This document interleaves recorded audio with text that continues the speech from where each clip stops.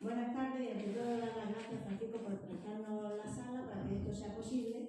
Y antes de que Julia nos dirija su presentación sobre el estudio del agua y el futuro que nos depara su uso, me gustaría que se miraran todos ustedes a la cara y que comprendieran que una parte de ese futuro son ustedes, uno a título personal y otros como representantes políticos, sociales y usuarios del agua, agricultores y ganaderos.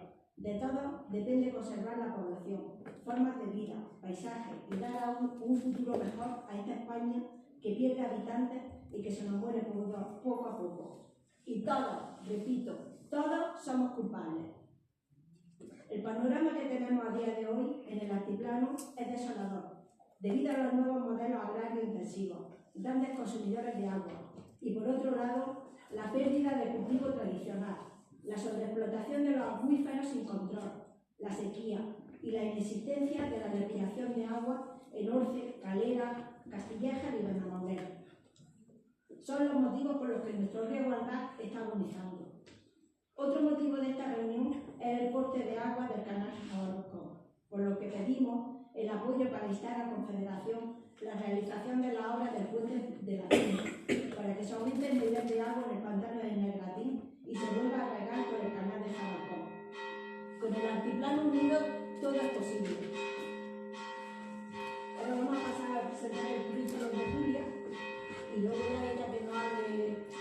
Julia Martínez, doctora de Biología, es directora técnica de la Fundación Nueva Cultura del Agua, donde coordina la actividad científico-técnica de dicha entidad. Ha participado en unos 30 proyectos nacionales e internacionales de investigación relacionados con el agua, particularmente los regadíos mediterráneos, las cuencas y lagunas costeras y los humedales. Los resultados de su experiencia investigadora han sido presentados en unos 130 congresos nacionales e internacionales y en más de 150 publicaciones científicas. Fue uno de los 100 miembros expertos europeos firmantes en el 2009 de la Declaración Europea por la Nueva Cultura del Agua. Imparte docencia en el máster de gestión integrada del agua. Es vocal del Consejo de Agua de la demarcación del Segura y lleva a cabo múltiples conferencias divulgativas relacionadas con la gestión sostenible del agua, entre otras actividades. Es miembro del proyecto del equipo europeo New Way. Menudo currículum tiene.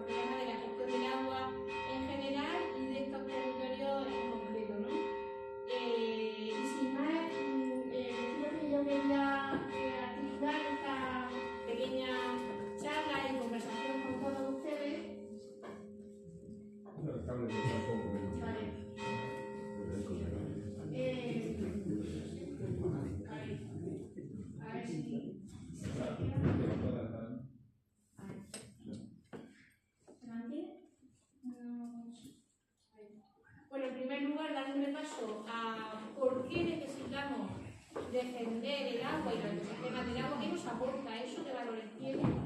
A continuación hablaremos de los nuevos regadíos industriales para después ver cuáles son las causas y las consecuencias del mal uso del agua y en concreto de los problemas de sobreexplotación de agua subterránea y de contaminación de acuíferos, y terminaremos con algunas propuestas pues, para mejorar la manera en la de gestionarse el agua. Y empezando por esos valores, ¿no? que tiene el agua y los ecosistemas que crea, es muy importante que nos demos cuenta que cuando decimos que el agua es esencial para la vida, eso no es solamente un eslogan para que utilicen los publicistas en los medios de comunicación para anunciar, o sea, es que es verdad.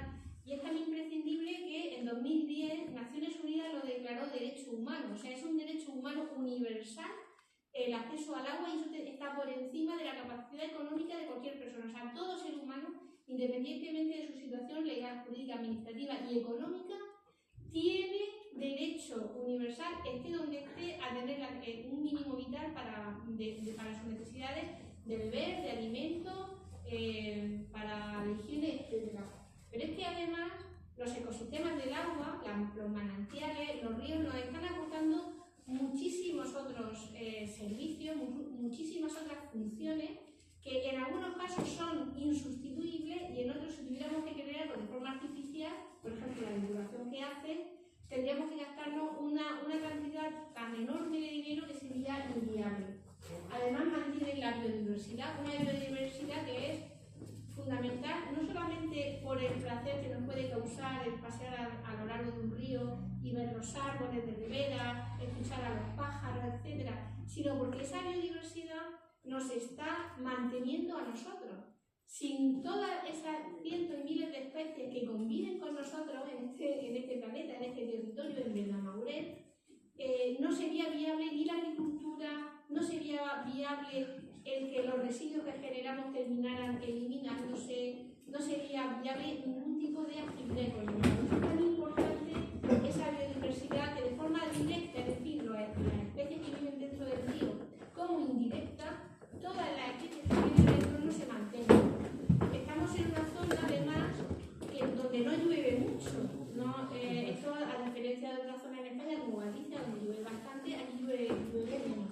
Eso lo que significa es que tenemos en general unos ecosistemas con un clima más bien seco y por lo tanto las zonas ocupadas por agua, como pueden ser ríos, humedales, manantiales, nacimientos, son muy importantes porque no solamente mantienen la biodiversidad directa, la que podemos ver ahí, por ejemplo los peces dentro del río, sino que son puntos como que los ecólogos llamamos de alta productividad trófica, que eso traducido es como si fueran despensas. ¿Despensas para quién? Pues para el resto de especies que en principio no asociamos al río, pero que necesitan alimento, y ese alimento está en grandes cantidades alrededor de los puntos del agua. Por lo tanto, no tendríamos la biodiversidad que tenemos de vertebrados, de mamíferos, de otros muchos tipos de especies, si desaparecieran en las zonas del sureste o en zonas secas o subhúmedas esos puntos de agua que son tan esenciales. Y además, evidentemente, pues generan un contraste paisajístico muy atractivo. De hecho, uno de los principales atractivos de las zonas del sureste es, y yo he podido disfrutar de ese paisaje conduciendo desde Murcia hasta Benamaurel, todos esos paisajes ahomados de margas con yeso, con esparto, pues eso, la gente, por ejemplo, que vive en el norte o que vive en sistemas más húmedos, se vuelven locos cuando ven este paisaje. Yo recuerdo un profesor que tenía en la Universidad Autónoma de Madrid, estuvimos 15 días recorriendo Marruecos y después hicimos una visita a Murcia. Él no conocía Murcia y me dijo, si llego a saber lo que hay en Murcia, nos ahorramos el viaje a Marruecos. Es decir, que tiene un valor paisajístico que muchas veces los que vivimos aquí pues no lo valoramos. Y luego es muy importante también lo que decía de esos servicios directos que podemos traducir a euros, que podemos traducir a dinerito, como por ejemplo el reducir la contaminación difusa.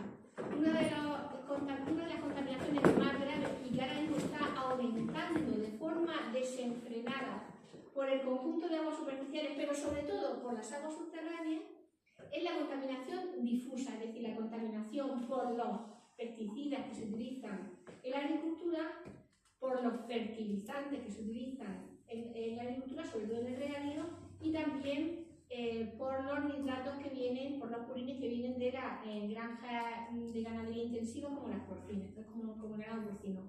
Esa contaminación difusa genera nutrientes, o sea, nitrógeno y fósforo, y eso da lugar a contaminación de las aguas. Ya sabéis que para que un agua podamos beberla debe tener menos de 50 miligramos litro de nitrato. Hay ya muchos puntos de abastecimiento, más de 400 municipios en España, que superan esos valores, por lo tanto es un problema de salud pública. aunque no lleguemos a esos valores, el tener mucho nitrato puede también provocar problemas, por ejemplo, de eutrofización. Luego veremos un ejemplo con el caso del palmero. Y esta contaminación, hacerla con sistemas, digamos, con depuradoras artificiales, o sea, de tecnología, primero es inviable, porque es una contaminación difusa que está por todo el territorio. No está concentrada, no se puede poner una depuradora, está por todo el territorio. Y si tuviéramos que hacer en puntos concretos esa eliminación de nitrógeno y fósforo, el coste sería inviable y además a nivel técnico es también inviable por eso, porque no es una concentración de poner una depuradora en un punto. ¿Cuánto vale mantener esa vegetación que me está haciendo gratis esa depuración de nitrógeno y fósforo para evitar todos esos problemas? Pues eso es lo que tenemos que valorar y hoy por hoy no se valora. Hay unos usos tradicionales al agua que son también muy importantes, que no generan impactos ecológicos, al contrario, han creado sistemas que a la vez que han generado alimentos para las poblaciones y una actividad económica, como son los regadíos históricos y los regadíos tradicionales, alrededor de los manantiales, de los nacimientos y de los ríos, pues han desarrollado también un gran valor ambiental. Por ejemplo, en las huertas tradicionales en la región de Murcia, hay inventarios de más de un centenar de especies diferentes de aves.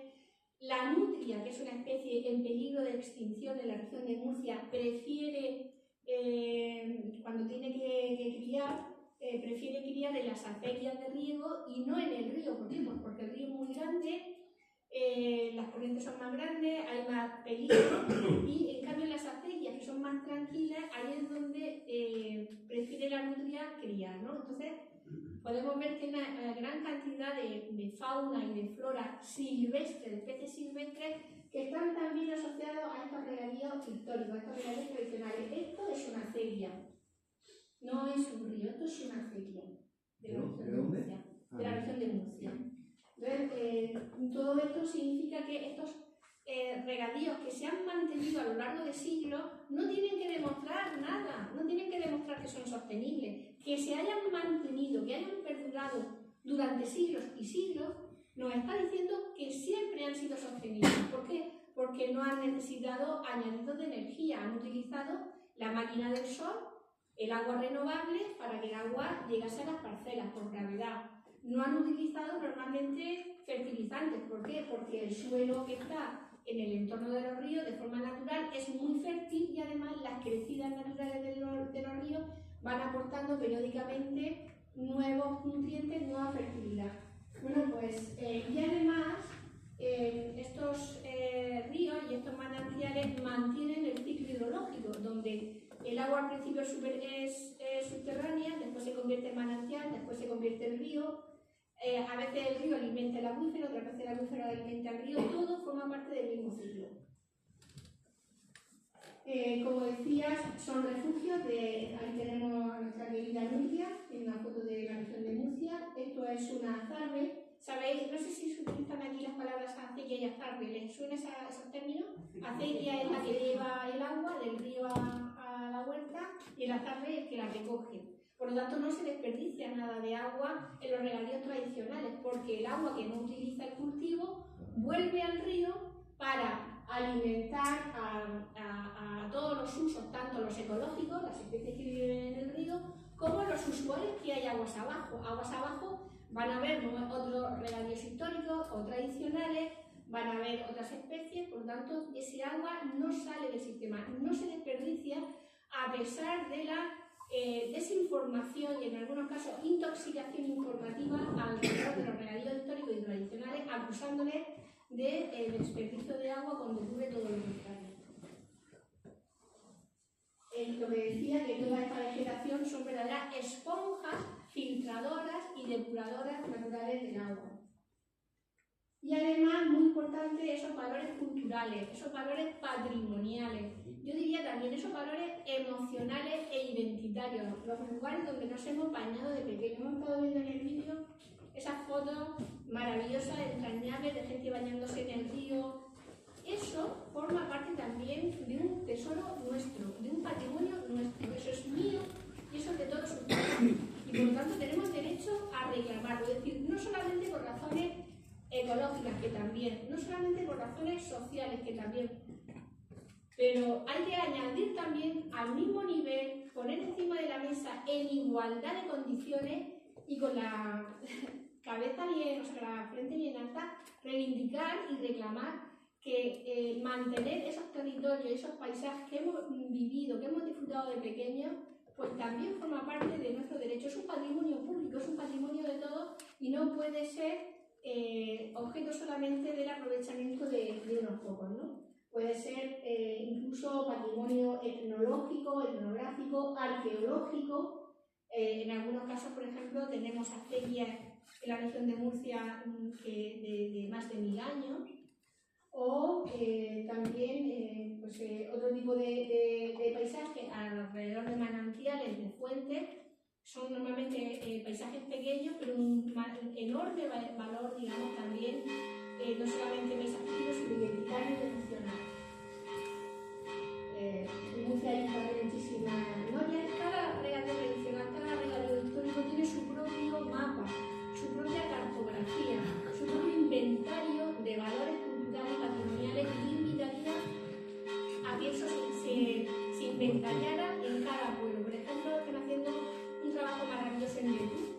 Hay algunas personas que están desde el ámbito de la ecología y de la arqueología que están poniendo en valor todo el inmenso patrimonio, y ahí se han resistido activamente a la modernización de esos regadíos históricos y tradicionales y han conseguido que se sigan manteniendo, volver a poner en marcha. Han restaurado el lavadero público donde el agua entra y sale, y eso sería maravilloso que todos los pueblos pusieran en valor todos esos hitos, todos esos puntos de patrimonio, como puede ser una acequia, una zarra, un tablacho.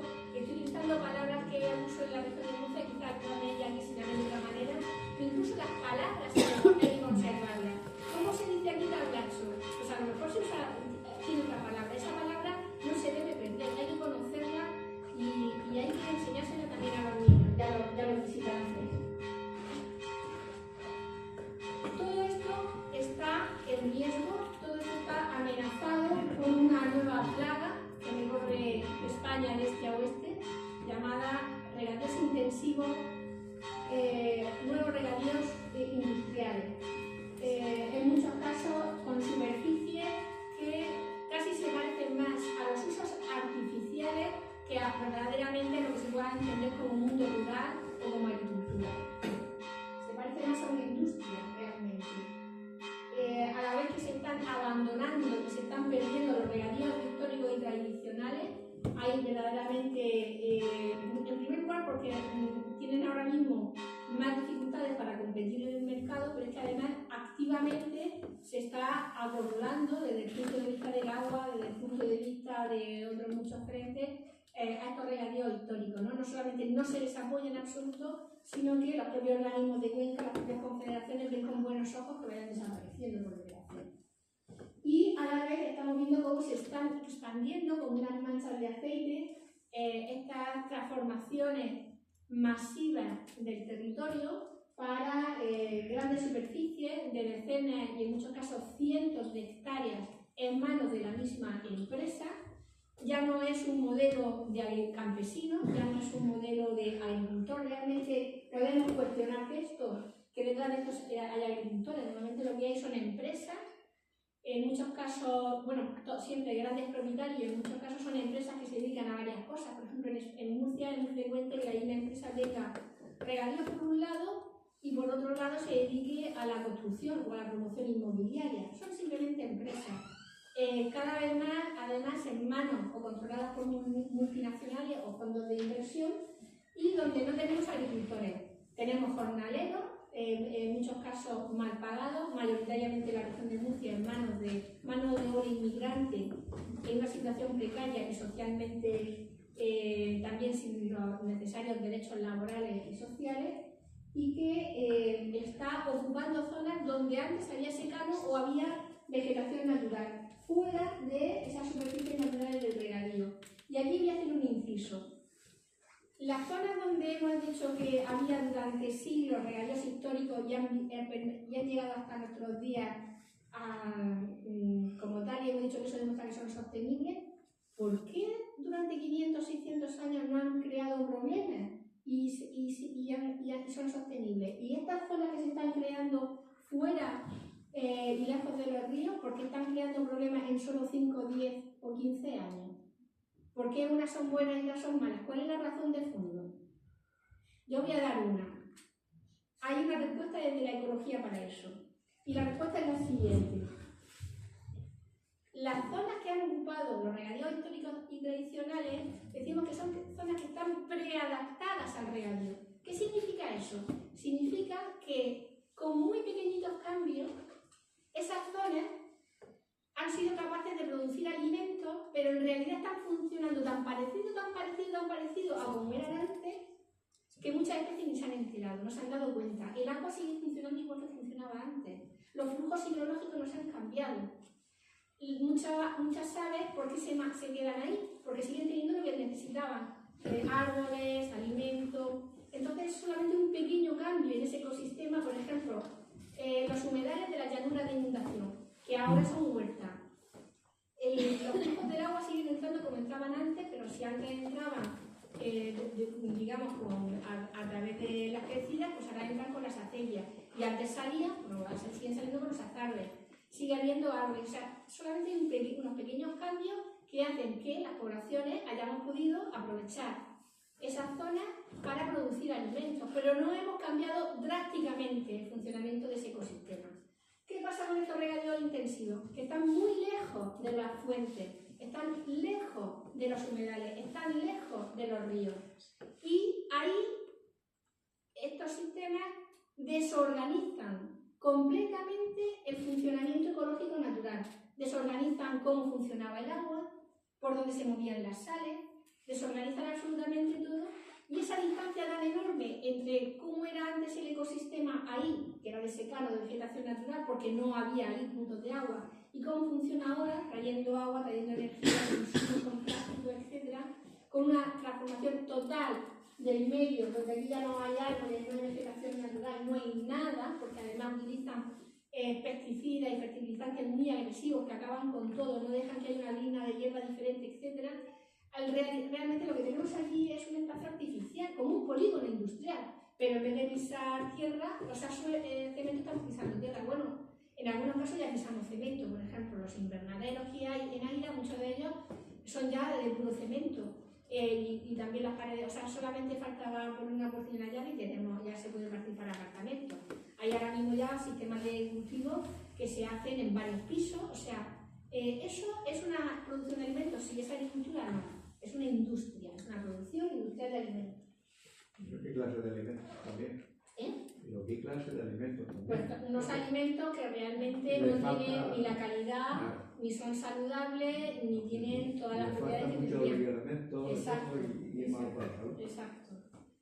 Entonces, esta expansión del regadío industrial se ha basado en utilizar cada vez más agua de los ríos, de los manantiales y de los acuíferos, a través de grandes obras hidráulicas como embalses, como trasvases, que hemos pagado todos los ciudadanos, porque esas obras no las han pagado los usuarios finales, que son estos grandes regantes, eso lo hemos pagado de nuestros impuestos. Y eso ha hecho que pues cada vez haya habido una distancia más grande entre el agua disponible, que es la curva que usted tiene abajo naranja, y la demanda para regadío, en este caso en la región de Murcia. Arriba, en azul, la línea que se dispara es la demanda agrícola total en la región de Murcia entre el año 1933 y 1995.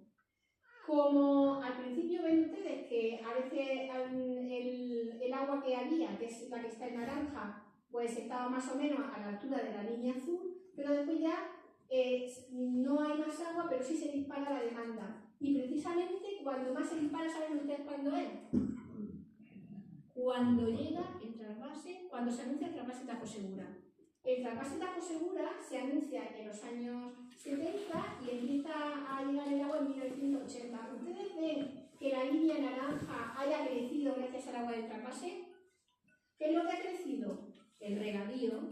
Por eso decimos que el trasvase Tajo Segura no ha traído agua a la región de Murcia, ha traído mayor escasez, mayor déficit hídrico. ¿Y eso por qué? Pues porque por cada metro cúbico de agua que llegaba a la región de Murcia se creaban necesidades por 2 metros cúbicos de agua, se creaba el doble de necesidades. Por lo tanto, cuanto más proyectos de envases y trasvases se han creado, más déficit se ha generado en la región de Murcia. Eso es lo que llamamos espiral de insostenibilidad. Aquí tenemos una simulación de cómo ha ido aumentando el regadío en la región de Murcia. En este caso ya no acaba la curva en 1995, sino que llega hasta la actualidad, 2021. Y ven ustedes cómo ese crecimiento no ha parado de crecer. Y claro, si no tenemos más agua en el río, de donde, cómo riegan esa superficie que no para de aumentar de regadío, lógicamente a través de las aguas subterráneas. Pero claro, las aguas subterráneas, una parte se renueva cada año, porque hemos dicho que el ciclo es 1, no son 3. Y por lo tanto, las mismas aguas que en unos momentos en el territorio las vemos superficiales, en el manantial o en el río o en el humedal, en otros puntos del flujo hidrológico, porque todo está conectado, está subterránea, pero el agua es la misma, es una, no es trina, es una. Entonces, ¿qué es lo que pasa? Que cuando superamos el agua renovable, me da igual si es superficial que subterránea, el agua que queda es el agua de reserva, el agua minera, el agua que se ha acumulado ahí durante muchas veces siglos y que estamos dilapidando, que nos estamos fumando como verdaderos junkies del agua en unas pocas décadas. Pasa lo mismo con el petróleo. El petróleo son bolsas que se crearon hace millones y millones de años y que ahora nos estamos fumando como junkies de la energía, ¿no? En muy pocos siglos. Pues con el caso de las aguas de reserva de los acuíferos pasa lo mismo. Si superamos el nivel de recarga, lo que estamos haciendo es ser junkies del agua subterránea y en pocas décadas acabar con las reservas, con las joyas de la abuela.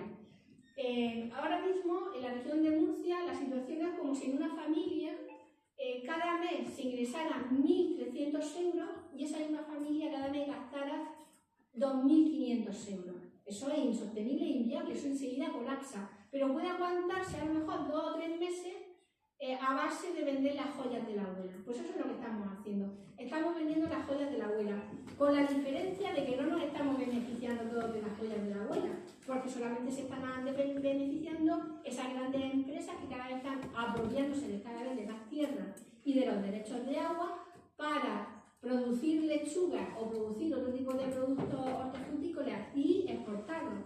Yo al menos, a mí no me han dado nunca dividendos ni beneficios de las acciones de este tipo de grandes empresas. Yo no sé si alguno de ustedes está en el Consejo de Accionistas y recibe algún dividendo de estas grandes empresas, pero vamos, en general los ciudadanos somos bastante ajenos a los beneficios de estas grandes empresas con esa sobreexplotación de acuíferos, con ese vender ellos nuestras joyas de la abuela. Hay también otra serie de impactos, por ejemplo, esa sobreexplotación de acuíferos y ese incremento del regadío en zonas que nunca habían tenido regadío, por ejemplo, zonas de marcas con yeso. Ese paisaje tan precioso que yo he visto yendo hacia Benamaurel, ¿no? Por la zona de Cuya y demás, alomado con margas yesíferas, saben ustedes que esas margas tienen muchas sales. ¿Qué pasa si yo eso lo pongo en regadío? Cosa que ha ocurrido muchísimo en la región de Murcia y también en el sur de Alicante. Pues que voy a generar drenaje salino, unos drenajes salinos que al cabo de pocos años es un problema para los propios cultivos, me van a salinizar el suelo, van a salinizar los ríos y de hecho en la parte de abajo del río Segura ahora ya hay determinados cultivos que no se pueden poner porque la salinidad del río ha aumentado tanto que ya no aguanta, ya no se pueden mantener esos cultivos. Ha aumentado muchísimo la conductividad, o sea, la salinidad del agua, por poner en riego suelos salinos, suelos inadecuados. Incluso se declaró como zona de regable del trasvase Tajo Segura una cosa que se llama en Alicante saladar de Albatera. Hay también contaminación por nitrato, lo que estábamos diciendo, los fertilizantes que se utilizan en cantidades masivas para maximizar al máximo la producción hortofrutícola de estos regadíos intensivos hidráulico genera contaminación tanto de los ríos como de las aguas subterráneas.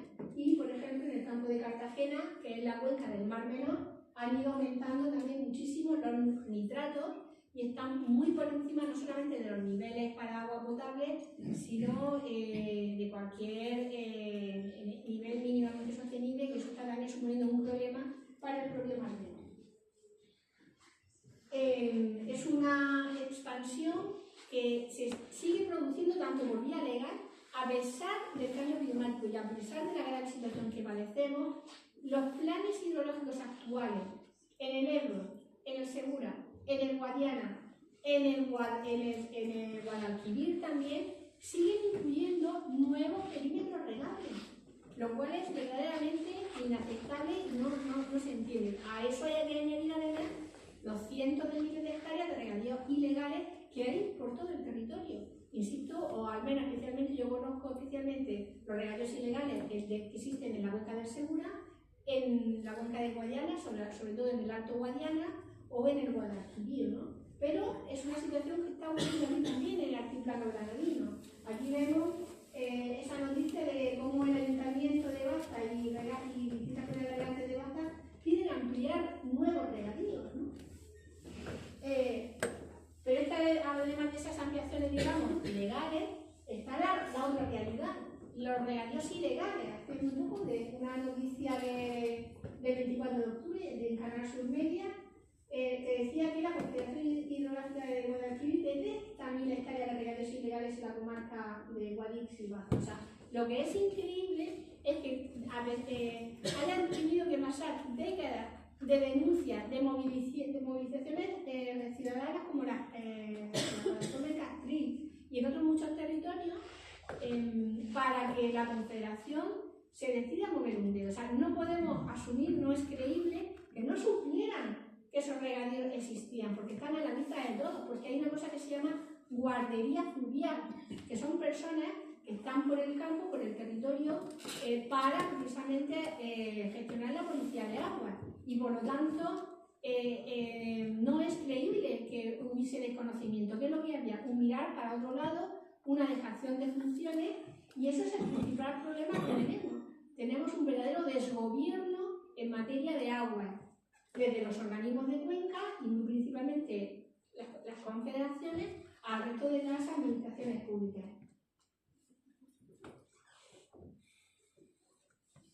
Y esto evidentemente, o sea que ahora hayamos visto esa noticia de que la Confederación Hidrográfica de Guadalquivir detecta 1000 hectáreas de regadíos ilegales, que seguramente serán muchísimos más, digamos, tiene la parte positiva de que por fin reconocen una evidencia. Pero ese reconocimiento no se ha producido de forma espontánea, no se ha producido porque haya habido un cambio interno. Ha sido necesaria la movilización social, las denuncias permanentes. De todo ello, Miguel puede dar fe de la cantidad de años que están luchando con esto, con lo cual lo quiero destacar porque es fundamental, es importantísimo que exista reacción ciudadana, movilización ciudadana y también de las corporaciones municipales, etcétera, para forzar a los organismos de cuenca, para forzar a las confederaciones a que apliquen la ley, simplemente a que apliquen la normativa y que no miren para otro lado, porque solo a base de presión y presión somos capaces de que se cumpla la ley. Muchas veces nos acusan a grupos ecologistas y muchas veces lo que hacen los grupos ecologistas es simplemente pedir que se aplique la ley. ¿Cuál es la radicalidad de los grupos ecologistas cuando lo que están pidiendo es que se aplique la ley? Bueno, pues eso es tan importante y es la única manera, por ejemplo, ahora mismo, por primera vez, yo creo que es la primera vez en España donde se han empezado a eliminar regadíos ilegales y parte de ellos ya se han devuelto a su sistema previo, fuese secano, fuese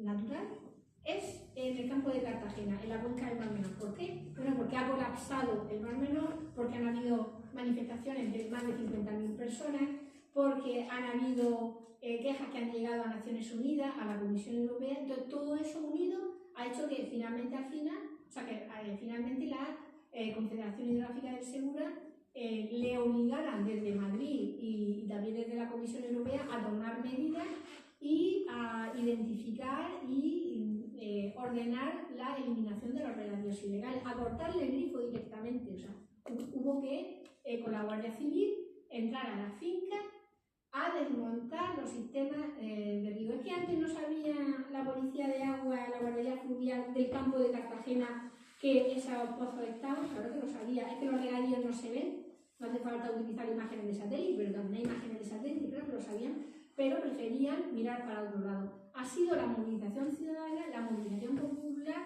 la que ha conseguido que por primera vez en España, o sea, los primeros regadíos ilegales que se han devuelto a su estado original, haya ocurrido en la región de Murcia. Esto lo que demuestra es que esa movilización funciona y que a base de trabajar juntos y de trabajar unidos se consiguen cosas. En cuanto a los impactos de estos regadíos, voy a ir rápida porque yo creo que, por desgracia, no tengo que contarles mucho porque lo están viendo ustedes. Hay una reducción drástica de los caudales circulantes y un tercio. Esto es la media del agua que desemboca en cada río en España con respecto a las aportaciones. De media, el 70% del agua que de forma natural llevaría el río consigue llegar a la desembocadura.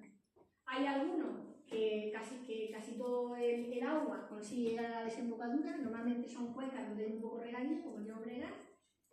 Otros están más o menos en la media y luego hay otros ríos donde están por debajo de la media.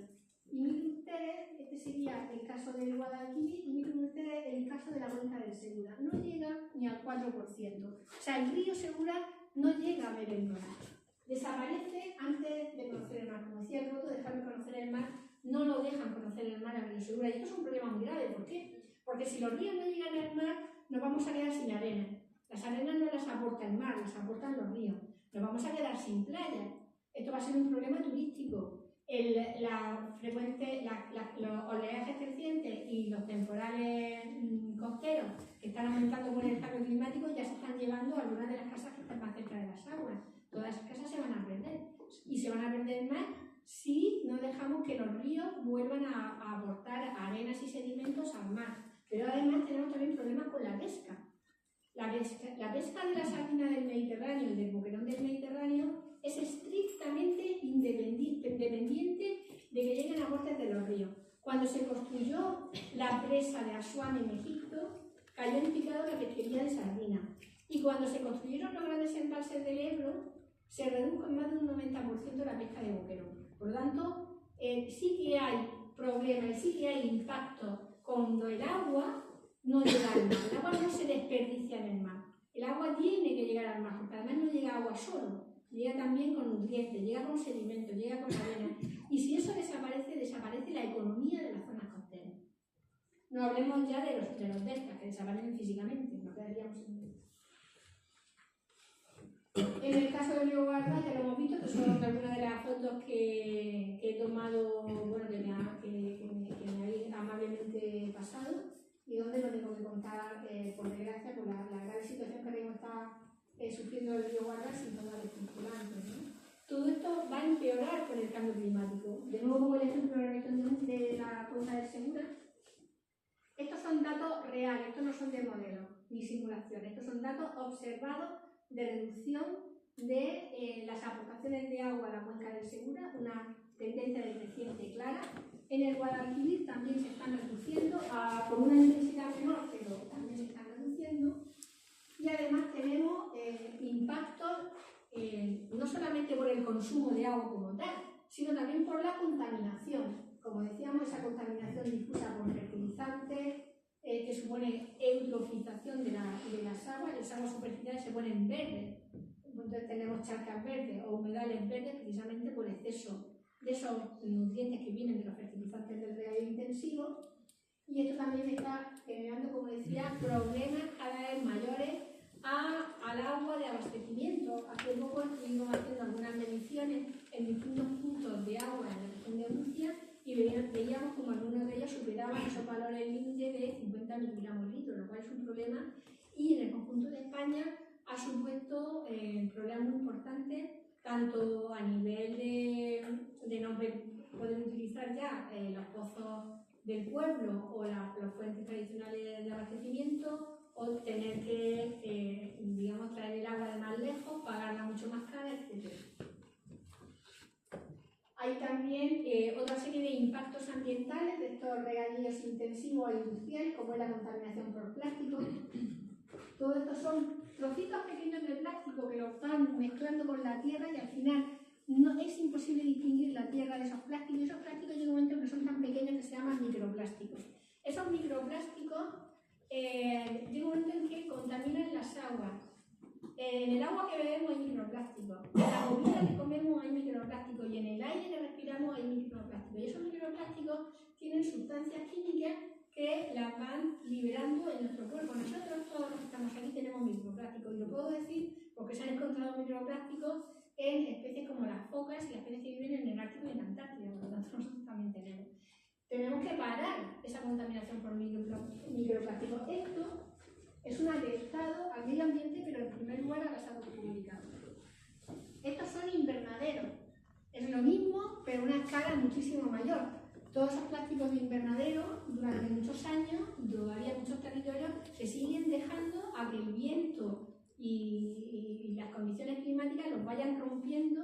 Esos son toneladas y toneladas de plásticos que, como decía, al final se van rompiendo, los va arrastrando el viento, se va mezclando con la tierra y con el agua, y genera ese inmensísimo problema de contaminación por plástico y contaminación por microplásticos que ahora mismo no se desborda. Los podemos ver así al principio, pero como decía, después se van convirtiendo en microplásticos. Hay impactos también directos por la transformación de secanos y de vegetación natural que mantenían una biodiversidad muy importante. Incluso en la región de Murcia se han creado regadíos ilegales dentro de espacios protegidos.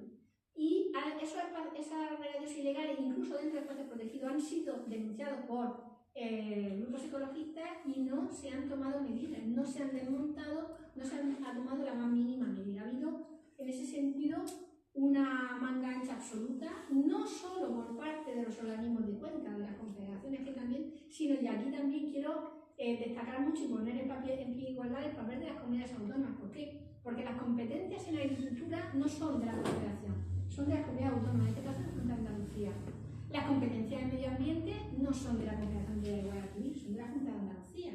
Las competencias en la conservación de la biodiversidad no son de la Confederación Hidrográfica, son de la Junta de Andalucía. Y las competencias en salud pública no son de la Confederación, son de la Junta de Andalucía. Y quien propone nuevos regadíos no es la Confederación, que al final lo acepte también, lo propone la Consejería de Agricultura. Lo digo porque estamos muy acostumbrados a identificar a la Confederación Hidrográfica como la gran fuente de problemas, que lo es, pero tenemos que poner también el foco en la otra gran fuente de problemas, que son los que promueven nuevos regadíos, apoyan y presentan los proyectos de nuevos regadíos, miran para otro lado cuando son ilegales, no aplican las políticas medioambientales, no garantizan la salud pública,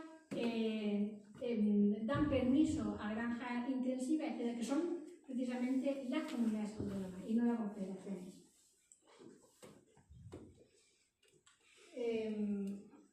Estos son también imágenes que seguro conocen, de aquí de la Feria de la Vega del Fuencaliente, con todos esos regadíos industriales que supone una transformación absoluta, una eliminación completa de la vegetación previa, de los usos de secano previo, por supuesto de la biodiversidad que pudiera haber ahí.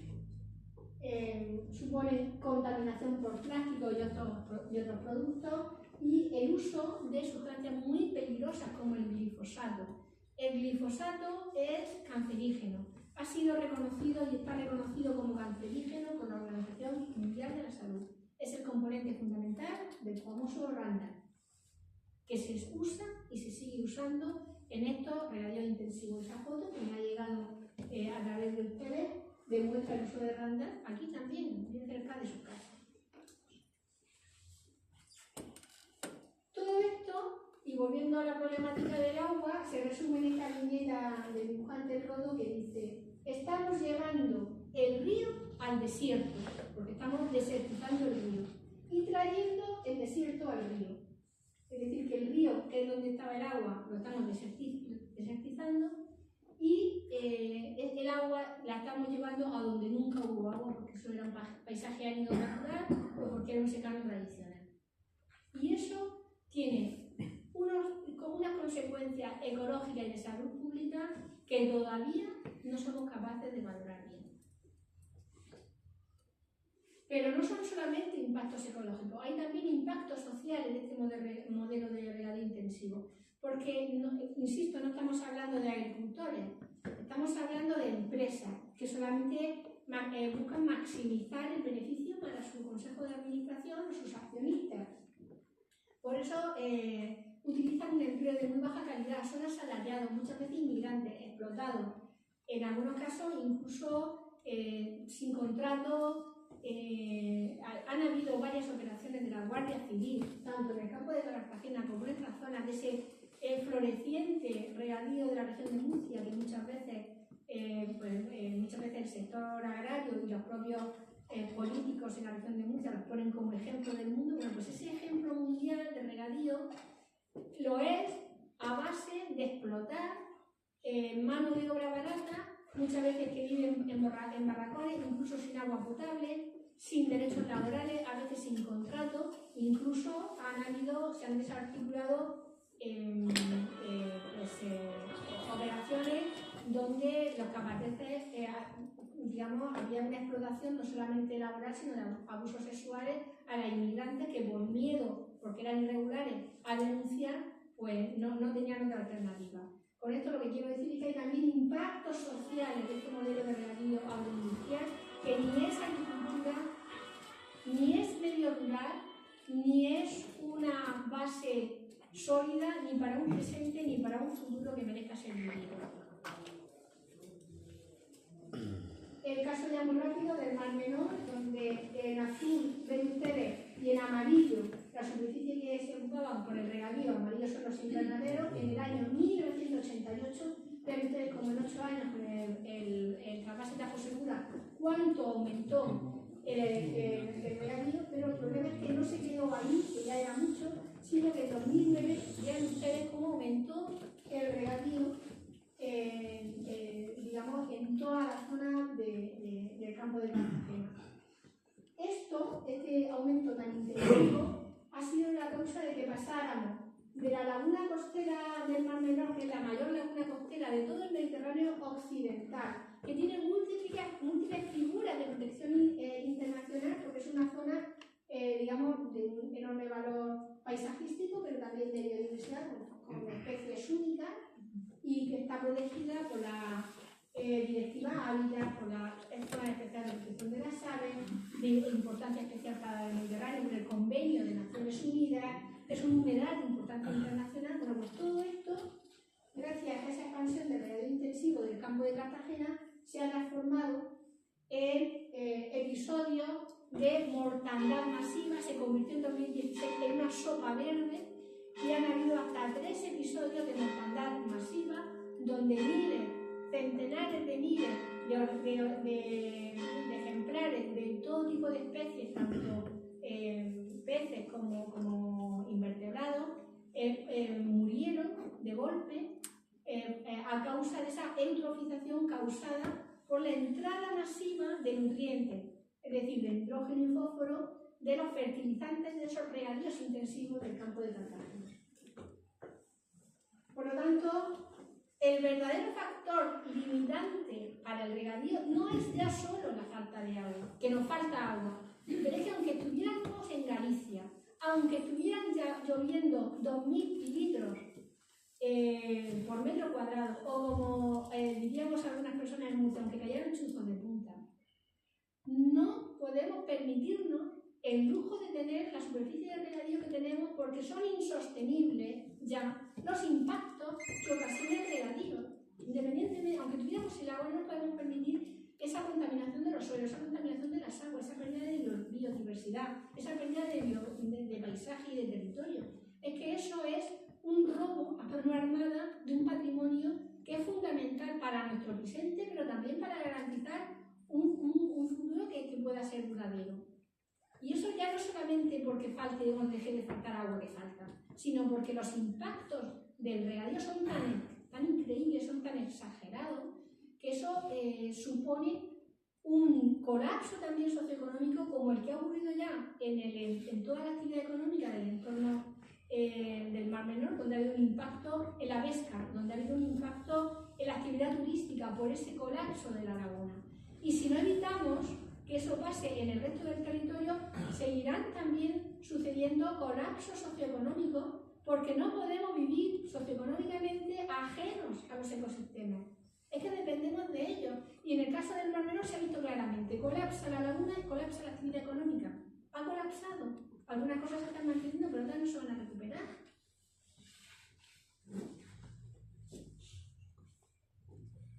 Rápidamente, en el caso de la contaminación de acuíferos, realmente es como el acueducto de la cuenca del Segura, solamente quedan los acuíferos de la parte de cabecera sin sobreexplotación, todo lo demás está sobreexplotado. Por eso, esa apetencia por nuevas fuentes de agua en las regiones limítrofes, como puede ser el sur de Albacete o el altiplano granadino. Hay también problemas de contaminación. En este caso hay algunos acuíferos más que todavía no están contaminados, pero todavía no están contaminados porque tienen nitratos por debajo del valor límite, pero como se están tomando medidas, se van a contaminar. Una vez que se contamina un acuífero, es muy difícil, enormemente difícil descontaminarlo. Y las que están haciendo las confederaciones y las comunidades autónomas con la declaración de zonas vulnerables, en lugar de evitar que haya que declarar la zona contaminada, esperan a que se contamine sin tomar medidas. Y una vez que se haya contaminado, entonces lo declaran. ¿Para qué lo declaran después? Cuando ya se ha contaminado el acuífero, ya prácticamente no se puede hacer nada. Esa declaración puede servir para poner en una pared, se le puede poner un marco, lo que usted quiera, pero es que prácticamente ya no se puede hacer nada. Usted tiene que actuar antes. Cuando ve que está empezando a subir la contaminación, aunque no lleguemos al valor límite legal, pues no. Mientras no se llega al valor límite legal, no se hace nada. Se permite todo tipo de granjas porcinas, se permite todo tipo de ampliación de regadío, no se ponen valores límite a los fertilizantes, no se hace nada. Pero cuando ya se ha hecho, cuando ya, digamos, el cadáver ya empieza a oler, entonces es cuando empezamos a tomar medidas. Es que no tiene sentido. ¿Más consecuencias de la sobreexplotación? Pues evidentemente la están aquí también sufriendo. Cuando se sobreexplotan los acuíferos, desaparecen los nacimientos, los manantiales y las fuentes, los ríos se secan o reciben mucha menos agua, y aparte del impacto ecológico, evidentemente hay usos tradicionales, regadíos históricos, que se quedan sin el agua que hasta ese momento venían utilizando de forma sostenible. Además, evidentemente, de las pérdidas de biodiversidad, de paisaje, etc. ¿No? En el caso del nacimiento del Pacén, pues evidentemente un caso clarísimo también, y que se repite sistemáticamente. Es decir, lo que está pasando aquí ha pasado en Murcia y sigue pasando en Murcia. Ha pasado en el Alto Guadiana, y tenemos al Parque Nacional de las Tablas de Daimiel ya con la extrema unción. Está pasando en Doñana, también en situación crítica por la misma sobreexplotación de acuíferos. Es un patrón que se repite y se repite. Se vacía la reserva y eso no se recupera en unos años. Es lo que he dicho antes, se han necesitado siglos para llenar esos acuíferos, y si tú los sobreexplotas y te bebes en 10 años o en 20 años lo que se ha acumulado en 100, evidentemente no vas a necesitar 20 años para recuperarlo, vas a necesitar los 100 o los 150 para que de forma natural se pueda volver a recuperar. Es una vez que se deje de sobreexplotar. Por eso es tan importante protegerlo. Por eso es tan importante evitar siempre esa sobreexplotación y solamente obtener el agua que de forma renovable cada año vuelve, digamos, a recargar el acuífero. Estamos perdiendo manantiales y humedales, ustedes aquí lo están sufriendo. En Murcia hemos perdido ya más del 85% de los manantiales que teníamos, y la cosa va a peor. Estamos contaminando los acuíferos, el agua sale ya de los manantiales con valores ricos en nitrato, o sea, esas muestras que yo estuve cogiendo la semana pasada, de fuentes de manantiales, y ya tenían valores elevados de nitrato, tienen ya contaminadas por nitrato. Y esto tiene también un impacto social en el abastecimiento humano. Hay ya muchos municipios, cada vez más, o pequeños núcleos rurales, que no pueden beber el agua del pozo de toda la vida, del manantial de toda la vida, porque está contaminado por nitrato, ¿no? Y eso significa o bien problemas para la salud, o bien al final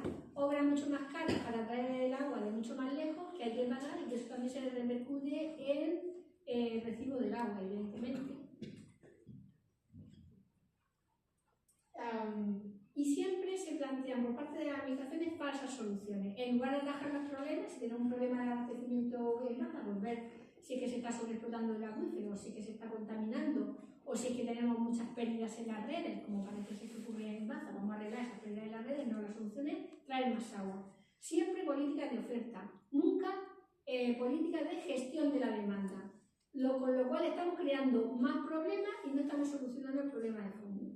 Y siempre decimos lo mismo, para no tener sed, lo importante, o sea, para no ser el problema de sed, lo importante no es traer más agua, sino no comer bacalao. No coma usted bacalao y no tendrá tanta sed.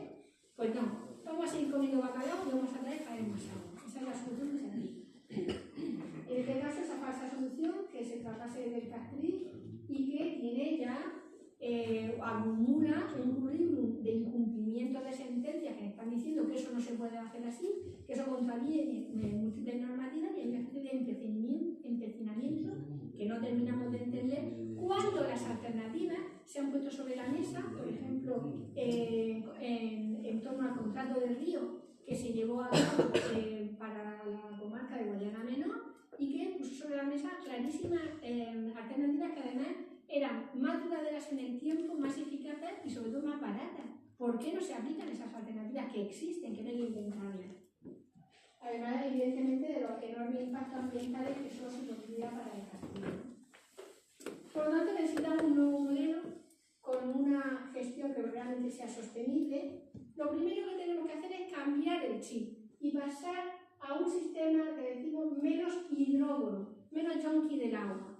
Necesitamos un sistema económico más equilibrado, que tenga agricultura, que tenga regadío, pero que tenga también otras cosas.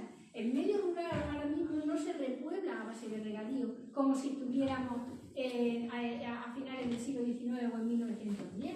En ese momento el regadío era la solución del futuro y quienes en ese momento apostaron por el regadío en España hicieron un verdadero y ejemplar servicio al país, porque el país necesitaba alguna infraestructura, necesitaba algunos embalses, necesitaba tener regadío porque había hambre y porque era digamos, el boleto para el desarrollo.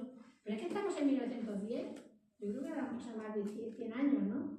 Las cosas han cambiado un poquito, la situación no es la misma. Ahora mismo somos el país, uno de los países del mundo, si el tercer o cuarto país de todo el mundo, con mayor número de grandes presas y embalses por kilómetro cuadrado y también el tercer o cuarto país del mundo con mayor número de grandes presas y embalses por habitante. O sea, notamos un poquito distinta la situación. Y en esta situación, el regadío no solamente no es solución de futuro, sino que es la verdadera herencia, el verdadero hándicap que arrastramos en la verdadera mochila que nos impide caminar, digamos, a un futuro más sostenible. Se está bebiendo en torno al 85% del agua disponible, el regadío. Y con el otro 15% tenemos que atender el abastecimiento humano, que es prioritario sobre el regadío.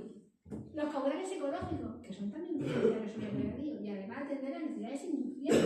¿Por qué las necesidades industriales tienen que tener, en ese sentido, menos atención que el regadío? Está todo supedido a un regadío que con esa idea atávica de que era la solución a todos los males, que lo era hace más de 100 años, pero no ahora, ni menos esos regadíos intensivos que acabo de explicar. Insisto, muy distinto a esos regadíos históricos y tradicionales que todo lo contrario hay que apoyar y conservar.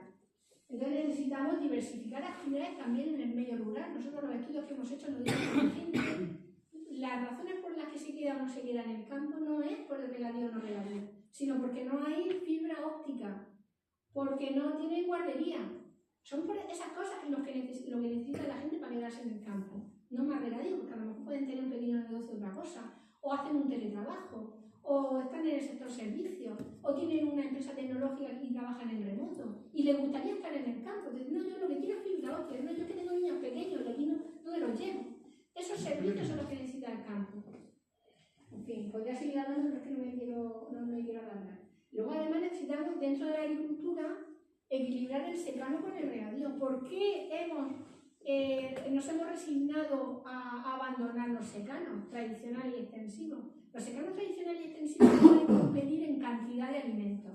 Evidentemente sacan menos kilos por hectárea, porque tienen menos agua, la productividad es menos. Vale, hasta ahí estamos todos de acuerdo. Pero es que resulta que muchas especies de secano su principal valor no son los kilos que sacan, sino la calidad del producto y muchas veces muchos productos químicos que llamamos fitoquímicos, que son cientos o miles de sustancias que pueden tener un valor inmensísimo para la industria farmacológica, para la industria cosmética, para 1001 aplicaciones, y eso no se está investigando, se ha abandonado. No hay cientos de planes de investigación y desarrollo dedicados al regadío y prácticamente no hay planes de investigación y desarrollo dedicados al secano. ¿Por qué no ponemos en valor los cientos de sustancias que tienen las algarrobas? O mil cosas más. Se ha abandonado a su suerte los secanos extensivos, los secanos tradicionales, cuando son verdaderas boticas, verdaderos campos, verdaderos tesoros fitogenéticos que están esperando que alguien los investigue y que alguien los ponga en valor. Y no necesitan agua, solamente la que llueve. Necesitamos en España una transición hídrica justa para adaptarnos al cambio climático, porque hemos dicho que aquí encima además estamos teniendo ya menos agua, y cada vez vamos a tener menos agua, y para recuperar los ecosistemas tenemos que garantizar el abastecimiento humano y recuperar manantiales y fuentes, acuíferos y ríos, y para eso necesitamos otra gestión de las aguas subterráneas, mejorar el abastecimiento, reducir las pérdidas en el abastecimiento humano. Necesitamos proteger los perímetros residenciales y fuentes y sobre todo necesitamos reducir la superficie de regadío. Esa es la clave. No habrá transición hídrica justa en España y no nos adaptaremos al cambio climático ni recuperaremos el río Guardá si no reducimos las superficies de regadíos intensivos, empezando por los ilegales y continuando con una reducción también de los legales a niveles que nos podamos permitir, a niveles que sean sostenibles. A la vez que, insisto, apoyamos activamente los regadíos históricos y tradicionales que le pasan en boca a los secanos tradicionales. También parece que hay un consenso general en que desaparezcan y que no pasa nada, cuando son también un verdadero tesoro, ¿no? Que ya he explicado. Y en definitiva también necesitamos participación ciudadana en las decisiones del agua, necesitamos más transparencia, más gestión democrática en las confederaciones hidrográficas, dentro de las comunidades de regantes que no son democráticas porque no se vota por personas sino que se vota por unitarias, y en general en todas las decisiones que tengan que ver con el agua. Pero para eso necesitamos una participación activa y como esos derechos no nos los van a regalar, los tenemos que reclamar a base de movilizaciones también, ¿no? Yo creo que ejemplos también o iniciativas como el Contrato del Río son muy positivas y yo creo que es un buen instrumento que puede permitir el diálogo entre todas las partes y facilitar la reconducción de los conflictos. Yo creo que debería ser una medida apoyada. Y en fin, para terminar, una transición hídrica para una gestión sostenible del agua adaptada al cambio climático, y eso se hace gestionando las demandas con criterios ambientales y de equidad social, para no meter en el mismo saco los regadíos históricos y las grandes superficies de regadío intensivo. Son dos cosas muy distintas y de hecho tienen intereses contrapuestos, ¿no? Entonces tenemos que apostar por el reparto social del agua y por el apoyo a esos regadíos históricos y tradicionales, y que los esfuerzos de reducción de regadío y los esfuerzos que haya que hacer para adaptarse al cambio climático recaigan en esos regadíos en manos de grandes empresas y de regadío intensivo. Y todo ello permitirá también recuperar los ecosistemas. Y nada más.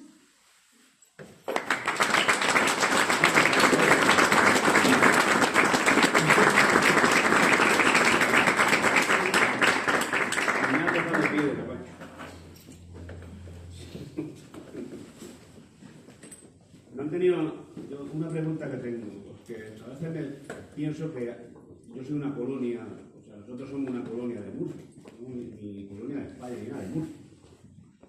¿Sabes? Es que en Murcia se han acabado las hectáreas de terreno para que ellos siembren allí. Otra Yo cosa. buscando siempre Lo más barato. la hectárea más barata y con más agua. Y en lo más barato. Si aquí es más barato y hay más agua, allí cada vez que hay muy poca agua. Bueno, Y además el precio de la tierra está bastante alto. O sea, la razón habría que preguntarse a las grandes. No es que se haya acabado el territorio, pero claro, allí ya está siendo más caro y hay mucha menos agua y este terreno pues es más apetecible. es más fácil. Es más apetecible para Y aquí se pueden hacer cosas que allí no hacen. La no, cuestión. sí las hacen también cuando o sea, allí ha habido mucho consentimiento, pero lo que decía, ¿Por qué se están viniendo a las regiones limítrofes? Una cuestión del precio de la tierra y de disponibilidad del agua. Bien, usted no habla en ningún momento de la desalación. No. No habla de la desalación. Yo primero estoy de piedra, lo he escuchado a usted todo el rato. Esto tiene la falocia y tal. Pero hay los israelitas lo tienen muy claro. Ellos saben, primero, dónde hay una gota de agua en cada sitio. Segundo, el 80% del agua que se bebe la gente de ese país viene de desalación, porque no tienen otra. Tercero, tienen un desierto que está hecho a base de agua desalada. Y es competitivo, muy competitivo, debe ser muy competitivo, porque yo he visto aguacates de Israel, lo he visto en el mercado de Múnich. Bueno, la desalación marina está ya en la región de Murcia, por ejemplo, son ya cientos de hectómetros cúbicos los que se obtiene de desalación marina, en buena parte se utilizan en regadío, y luego tenemos la desalación marina, por ejemplo, es la base de la agricultura en Canarias, porque los plátanos que comemos se riegan con agua desalada. No obstante, tenemos que ser también cautos con la desalación marina porque tiene también sus propios problemas y sus propios impactos. Lo que pasa es que eso me daría para otra hora que no voy a echar.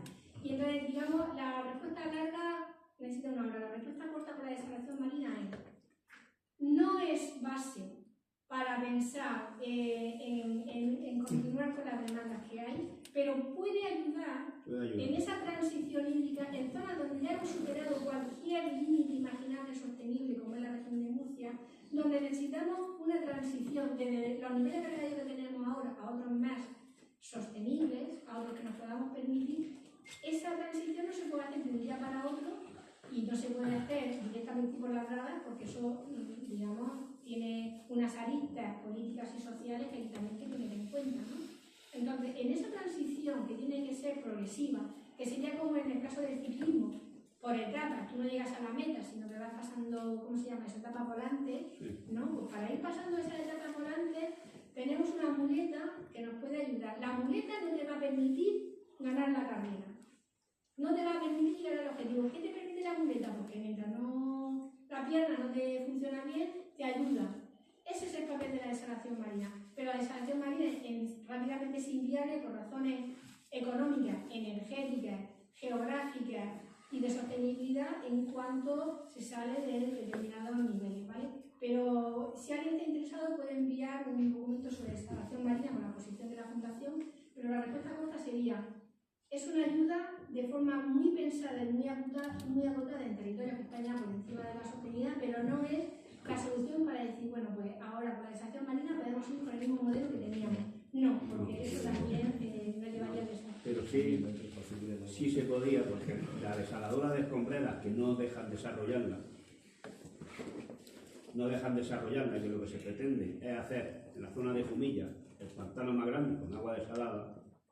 Pues mire usted, si hay que hacerse, si Murcia es la verdadera, el campo murciano, las empresas murcianas son las principales beneficiarios del sistema, pues si usted, el principal beneficiario, no venga a tocarme las narices a mí y haga usted lo que tenga que hacer en su tierra para beneficiarse, porque luego me van a pedir solidaridad. Y el tío va a venir con la solidaridad a montar un Mercedes y yo voy en segunda mano. Esa es la falsa sensación de solidaridad y realmente a muchos murcianos se le identifica con los pedigüeños del agua. Pedigüeños del agua al Tajo, pues apropiándose del agua, que además no son los murcianos, insisto, son empresas multinacionales, yo no conozco de nada, en muchos casos son capitales franceses o capitales alemanes, fondos de inversión alemanes o franceses, yo no conozco de nada, no son ni españoles. Pero insisto que una cosa es, esas son dos cosas distintas. Una es que cada territorio tiene que atenerse a los recursos que tiene y a los que no tiene. Entonces nosotros tenemos cosas, como puede ser sol, tenemos cierta cantidad de agua y otras cosas que no tenemos, que es esa buena abundancia. Tenemos que apostar por un modelo en cada territorio, incluyendo la región de Murcia, adaptado a lo que sí tenemos y a lo que no tenemos. Entonces, evidentemente que esa expansión pues supone un verdadero atentado, digamos, a los territorios y a la sostenibilidad. Eso no se cubre a base de una expansión de la desalación que está teniendo ya impactos en la región de Murcia. Se cubre a base de desregar, se cubre a base de reducir regadío. Es que yo no quiero tampoco el nivel de regadíos que haya en la región de Murcia, ni con desalación ni desalación, por la contaminación, porque se han cargado el Mar Menor y por otro muchísimos problemas. Y que ya no es solamente lo que decía antes, un problema de agua, es un problema de que ese modelo nos está matando poco a poco. Que reducir regadío, pero de la zona extensiva. Pero es que en este caso nos están reduciendo los regadíos a nosotros a los sectores para beneficiar a los gordos. Exacto. Entonces no es justo. En absoluto. Yo quiero hablar un momento, yo soy de Catrín, pero el tema más importante que se ha tratado precisamente ha sido el de la contaminación y la falta de agua, ¿verdad? Más o menos. Entonces, lo de la contaminación, pues no sé quién tiene la varita mágica a parar un poco todo esto, porque sí que se está investigando, se está denunciando todo esto, pero no se llega a cabo en ningún momento actual hasta que usted ha puesto ahí las 1000 hectáreas que han pillado, que no son esas solas, pero a mí eso no me importa, la gente que se apañe como quiera. Pero sí que nosotros tenemos un problema en nuestro pueblo de Catrín, que hace ya más de 20 años que se quiso regar, ¿vale? Bueno, se quiso regar y ahora que si por aquí, que si por allá, no sé lo que pasa. Yo intervine ahí en ese momento, también fui un momento y puse mi dinero, luego después aquello pudieron más, ¿vale? Y me retiré, ya no quiero saber nada. Pero sí también estoy vivo, tengo mi hijo y alguna vez quisiera saber si se va a regar en ese pueblo o no, en mi pueblo. Entonces, se dice que no hay agua. Si va al pantano del Portillo, de los que estamos por aquí, lo conocen muy bien, está vacío. No se puede, yo quiero distinguir las dos formas. Si vamos a permitir el riego, como se hizo allí en Baza, con acuerdo de los alcaldes presentes, etcétera, etcétera, que están por ahí grabados, y que se iba a llevar agua a los regadíos de Catrín, perfecto, que yo soy el primero que lo quiero, porque estaría yo entonces ofendiendo a mi tierra. Pero los de Baza, ¿por qué tenemos que estar unidos los de Baza y los de Catrín? Porque nosotros estamos hace 20 años esperando esto, y no se ha puesto, es que no se ha puesto un clavo ahí, de nada. Y entonces, eso por un lado. Pero por otro, lo de la contaminación de las aguas, de los acuíferos, de los ríos. Hace poco se hubo una reunión aquí que también se dijo que las depuradoras están vertiendo todavía sus cantidades porque no se pueden arreglar en su momento. Parece ser que ahora ya sobre la marcha se pueden ir haciendo. No se pueden hacer las cosas rápidamente, pero esto viene de atrás. Entonces, las depuradoras tenían que estar en función. Pero también tenía que haber alguien que respetara un poco la contaminación de los purines que se están echando en los campos. Yo soy un agricultor de los primeros que puso mi agricultura en ecológico. Los demás han ido aprendiendo, no sé si de mí de otros, pero siempre, como eso se ha elevado un poco y la agricultura convencional ha decaído, pues entonces todo el mundo se ha apoyado y es normal. La gente vamos a poner dinero donde esté, pero siempre es con la forma de no contaminar a nadie, de no perjudicar a nadie. Entonces los purines es una forma que se está echando sin control, van por allí, allá, para acá, nadie pone.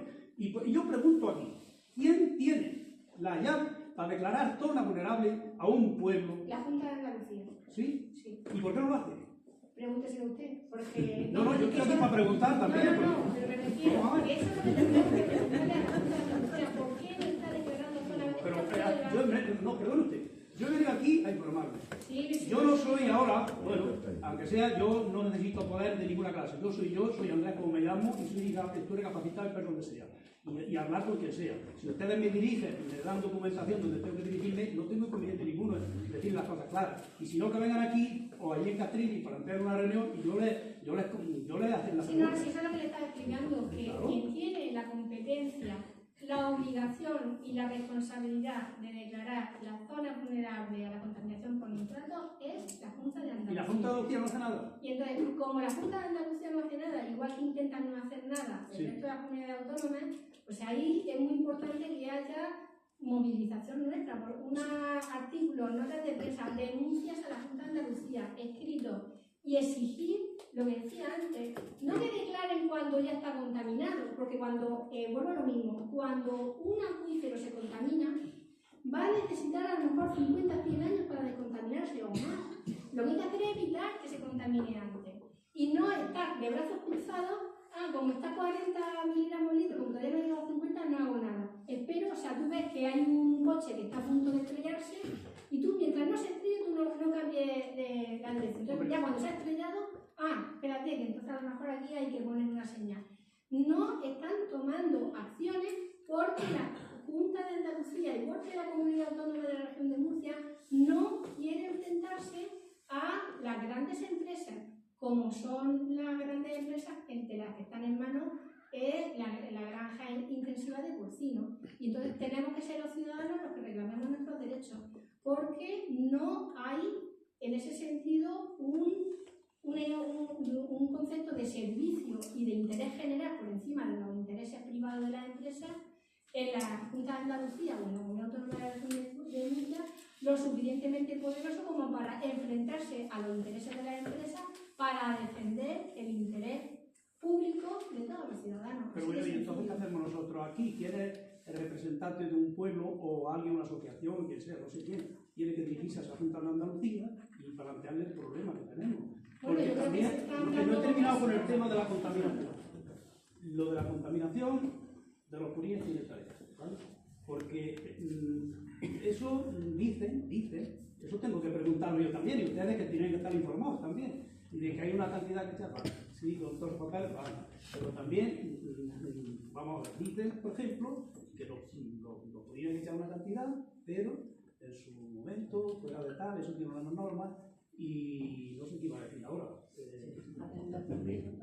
Exactamente, eso es lo que yo iba. Que me dicen, una vez que pregunté yo a la Junta de Andalucía, que era cuando vino la Susana allí a Rolanero, fiesta de la Almendra, estaba yo allí, estaba Casino también allí, y otras personalidades. Entonces yo pregunté, ¿es compatible la agricultura ecológica con los purines? Y me dijo la señora que había allí, que era la, ¿cómo se llama? La delegada del gobierno de la Junta de Andalucía, ¿vale? Pues bueno, dijo que nada de nada. Imposible, que eso había que denunciarlo. Y hombre, me ponéis a mí un buen sueldo y yo como cobro, pues yo voy a denunciar, ya está. Pero yo es que no cobro, yo no estoy dedicado a eso.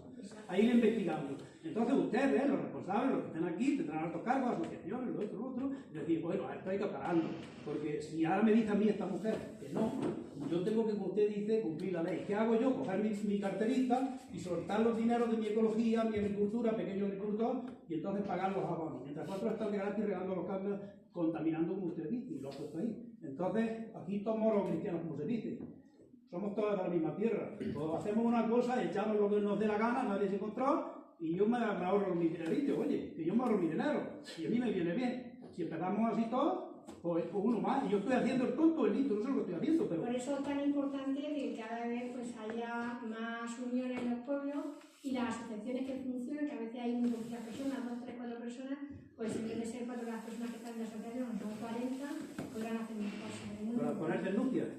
Sí, pero si usted ha dicho y acaba de decirlo en su intervención, que muchas denuncias, muchas reclamaciones no le hacen caso, va muy bien a que me hagan más. Se tarda en que hagan caso, pero por ejemplo, ya también le he dicho que en Murcia es el primer punto, o sea, desde toda la historia, donde por primera vez se han empezado a quitar regadíos ilegales y volvernos otra vez a secano o a uso tradicional. Y también ha sido gracias a la movilización de la plataforma de Castilla, la denuncia que hicieron al presidente de la Confederación de Guadalquivir, que por fin están tomando medidas, por lo menos con esas 1000 hectáreas de regadíos ilegales. Luego sí sirve denunciar. Lo que pasa es que no sirve una sola denuncia, por desgracia.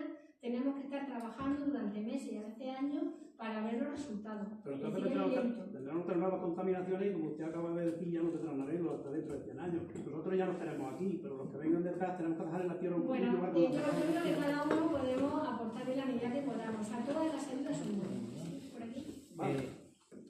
Quería preguntar nada más, ¿cómo está todo eso relacionado con la política agraria común? Porque ha habido cambios en los últimos 2 años. En España también ha habido cambios a nivel nacional. Vale, sí. ¿Y hay alguna mejora o no hay ninguna mejora? Hay una noticia buena y una noticia mala con la política agraria comunitaria. La noticia buena es que la nueva PAC, tú te la lees y todo suena muy verde, pues porque todo es sostenibilidad, hay incentivo a las medidas agroambientales, a las medidas verdes. Existe la condicionalidad, que significa que para tú recibir fondos de la política agraria comunitaria tienes que demostrar que estás cumpliendo con la normativa de agua, con la contaminación. En ese sentido, la política agraria comunitaria intenta ser más ambiental. Esa es la buena noticia. ¿Cuál es la mala noticia? Pues que ahora, en vez de tener una única política agraria comunitaria muy detallada, que te diga lo que puedes hacer y lo que no puedes hacer, Lo que hay solamente son como unas ideas generales y luego cada país hace su propio plan de política agraria comunitaria. Entonces, nosotros nos hemos mirado el plan español, son 1000 páginas, o sea que se trata de leerlo. No es fácil, por eso no le invito a leerlo, porque eso es para ello. Solamente para ver las condiciones que tienen que cumplir los regadíos para recibir fondos comunitarios. Y hemos llegado a la conclusión de que eso no está respetando el plan español de la política agraria comunitaria, no está respetando la normativa, esas normas generales de la política agraria común. Y a pesar de eso, ese plan se ha aprobado tanto en la Comisión Europea como en España, y es el que rige. Y permite que lleguen fondos a regadíos que no están cumpliendo, por ejemplo, con normativas de agua, por ejemplo, en cuanto a la zona de sobreexplotación. Esto es solamente uno de esos aspectos, ¿no? Entonces, digamos, la noticia buena es que en principio intenta ser más verde la nueva política agraria comunitaria. La mala noticia es que ahora depende más de lo que quiera cada país. Entonces, si el país resulta que está en unas manos más ambientalistas, pues entonces el plan del país irá en la buena dirección. Pero si recae en un país donde los responsables de la política agrícola pues siguen pensando en productivismo, en no enfrentarse a los regantes y en no ponerle pegas, digamos, a esos usos intensivos y contaminantes, pues se va descafeinando todos esos planteamientos verdes hasta que en la práctica pues no cambian las cosas. Y me temo que el plan español de la política agraria comunitaria, por lo menos en las partes que nosotros no hemos mirado, que no son todos los aspectos, le pasa un poco eso. Yo estoy en la asociación La Plaza del Agua de Murcia y ahí leí una noticia que habían quitado 9.000 hectáreas de riego mineral en Murcia. Ellos no van a reducir sus intereses de dinero. ¿Eso vendrá para acá o están mirando? Esta empresa, hay muchas empresas que tienen, digamos, superficie de regadío en distintos puntos del país, entonces no lo sé, porque eso ya depende de las políticas de cada empresa. Lo que sí sé es que algunas de ellas no tienen regadío solamente en un territorio, porque hay empresas que tienen regadío en Murcia y en el sur de Albacete, las tienen como diversificadas, y de hecho, no solamente porque quiten o no quiten el campo de Cartagena, sino que si por ejemplo un año hay mala cosecha en un territorio por una zona, pues ya aseguran su producción para sus proveedores aumentándola en otra. Es decir, ellos juegan a otra escala y por eso cuando tengan que eliminar los regadíos de un determinado territorio se irán sin más, dejarán lo que tengan que dejar, el territorio destrozado, pues porque pasa igual que como las grandes empresas, que muchas de esas multinacionales muchas veces reciben fondos del ayuntamiento, fondos de la comunidad autónoma para instalarse, están trabajando de 15 años, después les interesa mover la producción a Sri Lanka y lo mueven. Entonces estas empresas también tienen pues, cientos de hectáreas en distintas zonas, en Andalucía, en Murcia, y van combinando las producciones en función de temas de mercado, de precios del agua, de mil cosas, ¿no? O sea, por como hablaba aquí o allá. Entonces esa política de empresa yo la desconozco, pero sé que ellos juegan, tienen unos grados de libertad y juegan a unos movimientos que desde luego no se puede entender eso como agricultura ni como agricultor. Un agricultor, lo que entender por medio rural, agricultor, no es una persona que puede decir, no, pues hoy cultivo aquí y dentro de 3 semanas la lechuga creo que la voy a cultivar dentro de 500 kilómetros más para allá. O sea, ese modelo es una industria. Producir alimentos en vez de zapatos, pero es una industria. Pero ellos dicen que somos muchos y que hay que producir. Ahora mismo se desperdicia al menos, como mínimo, el 30% de los alimentos que se generan. Y los problemas de acceso a los alimentos no es falta de alimentos, es un problema de falta de capacidad económica. O sea, las necesidades de alimento que hay ahora mismo no es porque falta alimento, porque sobra y se tira, y muchas veces saben ustedes que se tiran los alimentos que se han llegado a su precio, sino un tema de capacidad económica. Se están eliminando las agriculturas locales y de subsistencia y los sistemas locales de abastecimiento, imponiendo sistemas de mercado, y ahora mismo hay muchas poblaciones pobres en el mundo que dependen de la importación de grano, y por lo tanto el sistema globalizado de alimentos que nos está dominando imponen un precio al trigo en la bolsa de Estados Unidos y miles de personas en determinadas zonas de África pues pasan hambre. Entonces, eso es lo que no tiene sentido, porque previamente se han destruido las agriculturas locales que había en todos esos territorios. Bueno, yo quería centrar un poco en lo que ¿verdad? Porque estamos yendo uno de los temas muy difíciles de entender, o sí son entendibles, pero que no lo vamos a solucionar. Entonces, yo creo que estar al tanto de lo que ha pasado en nuestros ríos. Y yo, con la edad que tengo, pues me he dañado, yo a mano, cangrejos, ranas, de todo. En el río había ranas, había cangrejos tóxicos, había boguillas, había los barbos, había hasta invernaderos, llegaban truchas de arriba, porque el agua venía más fría. Y había hasta un pez que no se ha clasificado, mi padre decía, una mordicosa. Pero yo puedo describirla porque era como un pececillo pequeño, tenía como unicornio, tenía así como, vean, mil. Bien, aparte de las tortugas, pero había de todo.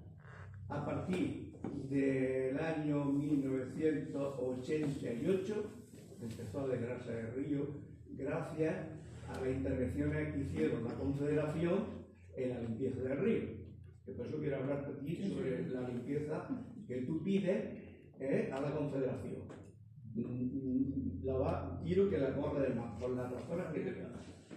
En aquel momento la pidieron el sindicato de riego, que estaba aquí en el ayuntamiento, formado por Fernando el Cabezón, tu pariente, y el voto. Y pidieron a la Confederación que limpiara el río, sin hacer un programa de actuación, porque tampoco sabía mucho. Sí sabía los agricultores cómo se hacía, porque lo venían haciendo toda la vida. ¿Y qué hizo la Confederación? Aquí está la mía.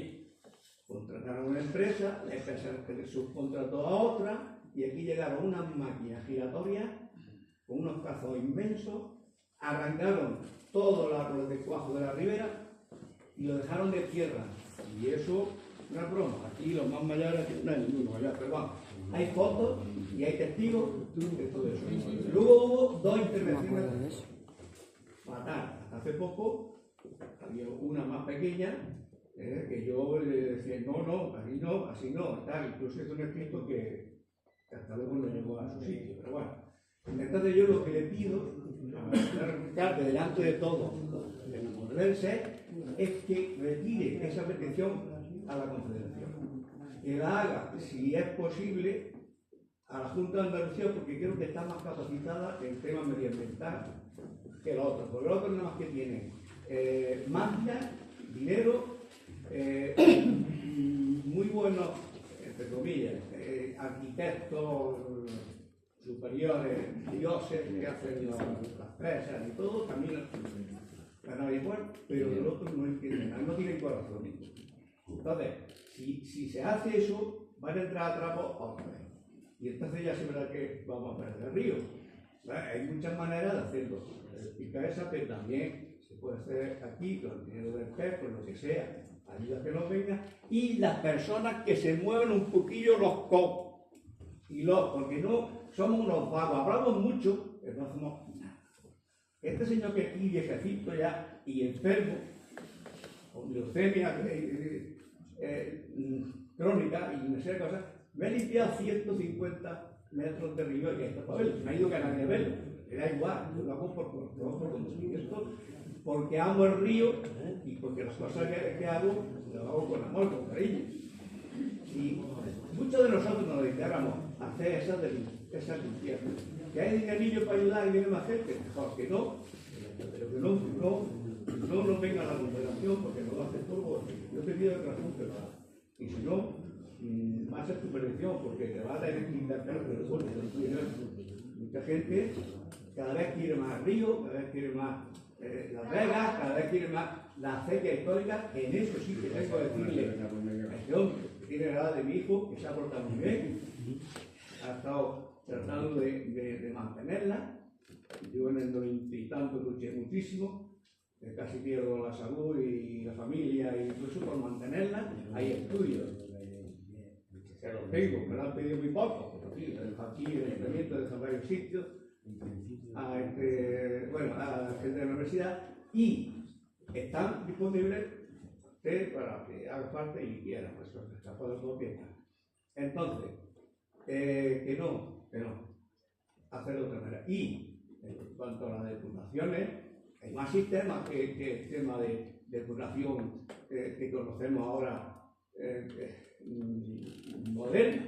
De toda la vida ha habido una serie de depuraciones donde destinaban agua por una especie de brazales que había, ponían mimberas, ponían una serie de árboles, metían los terrenos por ahí y esa agua volvía luego a aquel río, o sea que no es tan costoso como parece, había que combinar unas cosas y Un otras. inciso solamente, con lo que has comentado del río, que lo sepan ustedes que salen de vez en cuando paquetes de ayuda desde el Ministerio para hacer proyectos de restauración ecológica de ríos y quienes pueden pedir ese dinero son directamente los ayuntamientos. Entonces puede ser una oportunidad para algún paraje, alguna zona de especial emblemática de río guardar y bueno, vamos a hacer aquí un proyecto que sirva como proyecto piloto, ¿no? Como ejemplo de cómo se puede restaurar. Hay ya ahora mismo decenas y decenas de restauraciones ecológicas ya hechas en España. Si alguien está interesado, le puede enviar información y además dan dinero del Ministerio para hacerlo. Entonces, bueno, puede ser una idea.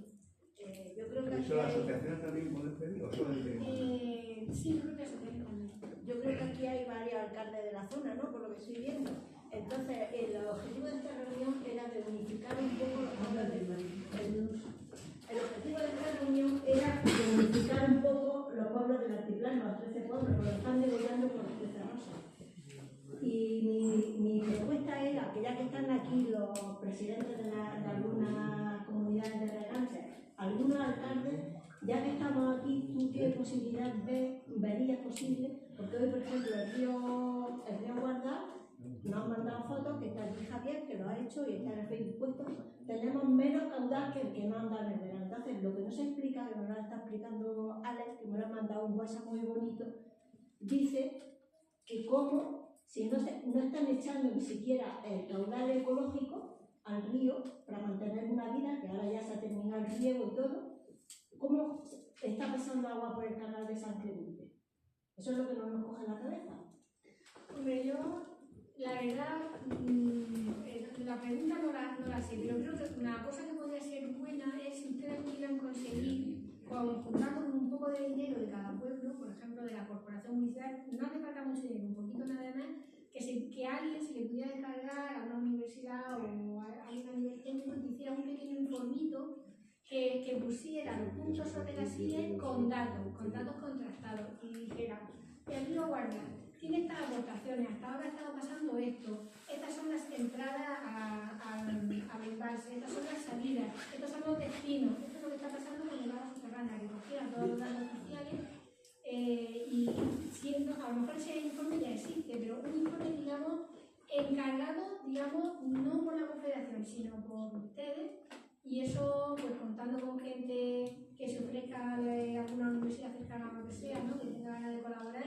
Hombre, hay que pagarlo, pero no estamos hablando de ninguna millonada y podría ser muy útil para después ir, digamos, con datos en la mano cuando se hace una denuncia, cuando se hace un manifiesto, eso podría estar bien. Esos datos son públicos, podéis comprobarlo a tiempo real ahora mismo en el sitio.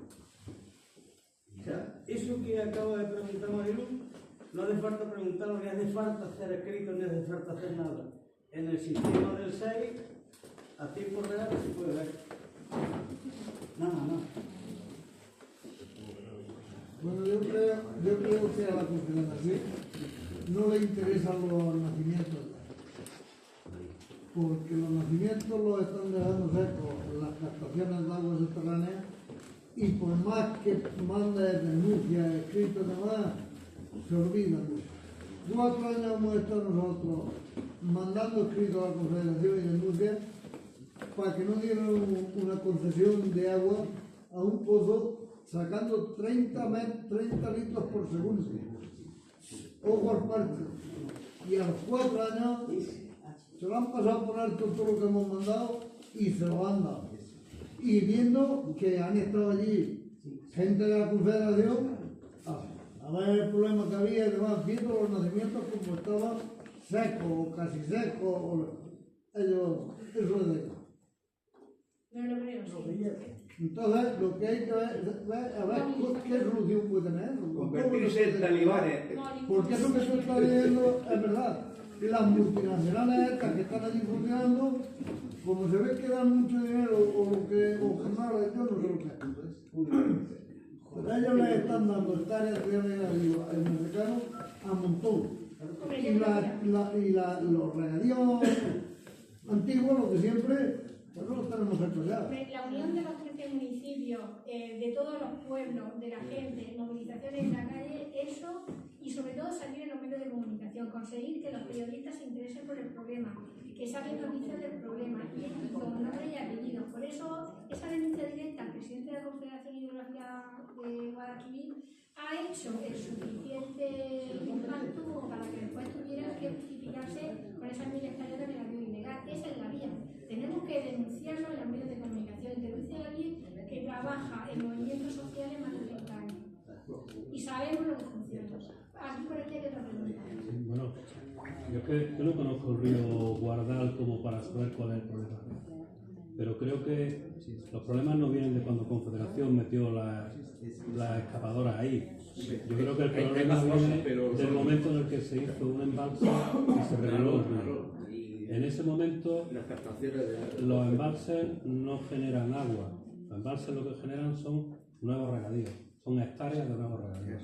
Aquí creo que fueron 17.000 hectáreas con la misma agua que había antes para los riegos históricos que había, que además un embalse que no tiene cuenca vertiente, por eso no pasa del 20%, estaba diseñado para meterle el agua del río Castril por Sierra Seca, que luego al final no se hizo, con lo cual al final aquí lo que hay en regadío es lo que se pensaba poner en regadío con el agua del río Guardal, con el agua del río Castril, y resulta que al final pues el agua hay que repartirla.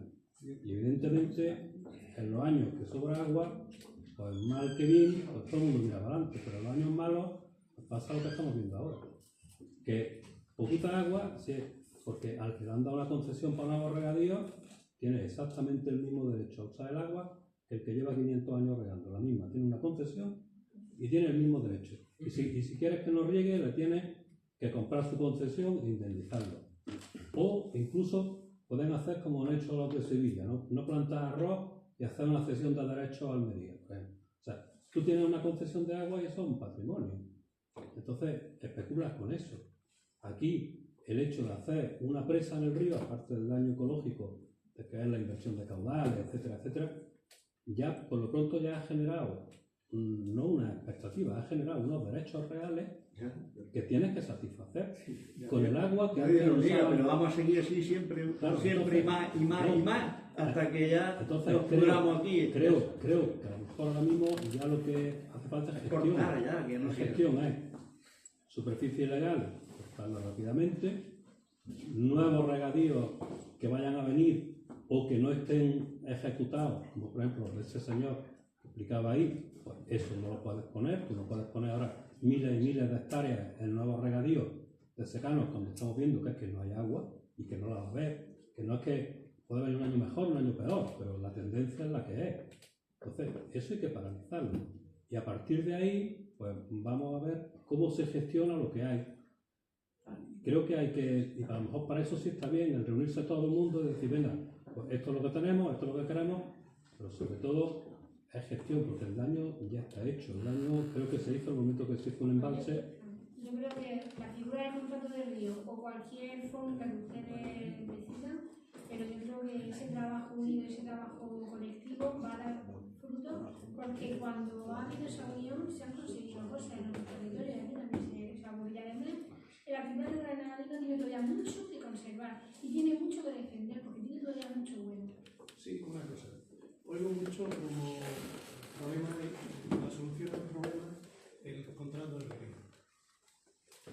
Yo la verdad es que no entiendo mucho de este tema, pero ¿me puede explicar por qué una asociación que comenzó siendo con carácter provincial modificó sus estatutos para tener carácter nacional, para poder pedir subvenciones al Ministerio de Medio Ambiente y que tenía como finalidad, digamos, poder resolver los problemas? Cuando, mire, yo no conozco mucho tampoco de la problemática, sé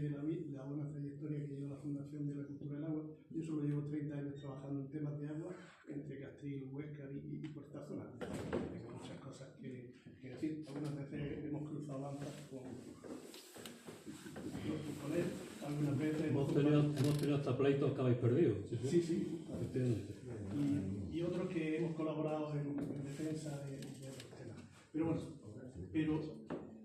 el problema del agua en esta zona yo lo entiendo fundamentalmente como una extensión de lo que dice, de la rapiña por unos recursos que hay aquí y que se extrapolan y se necesitan en otros sitios.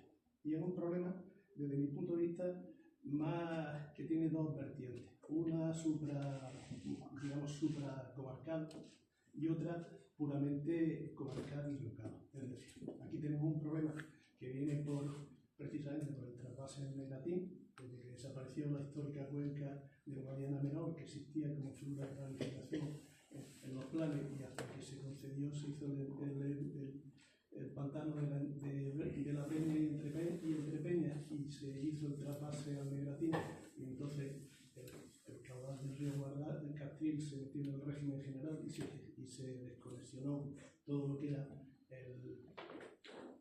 el Guadiana Menor, la cuenca del Guadiana Menor, y que tiene por finalidad la extrapolación de esos 20, que ya son casi 51 o 57 hectómetros, del pantano del Negratín a Almería y a Murcia. Ya tienen derecho al agua de explotación del Puerto de Utrera y más arriba, poco a poco con concesiones.